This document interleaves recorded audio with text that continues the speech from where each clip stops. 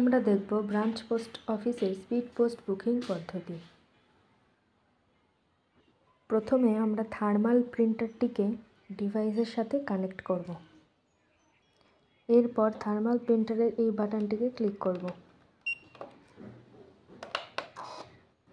এরপর যেই চিঠি আমরা বুক করব তাতে স্পিড পোস্ট বারকোডটিকে আমরা লাগাবো।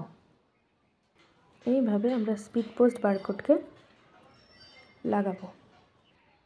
এরপর আমরা যাব স্পিড পোস্ট লেটার, দেন আর্টিকেলকে আমরা স্ক্যান করব, আর্টিকেল নাম্বারটাকে স্ক্যান করব।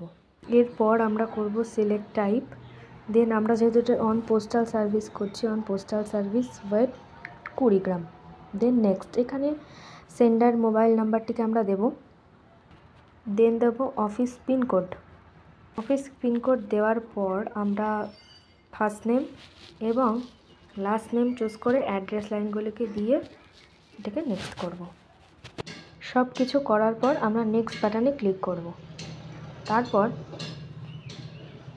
অ্যাড্রেসের মোবাইল নাম্বারটিকে আমরা দেব, same process, pin code, last name, first name, address, then submit. Okay, তো করে নিই আমরা এটাকে। সব কিছু করার পর এখানে সাবমিট বাটনে ক্লিক করব।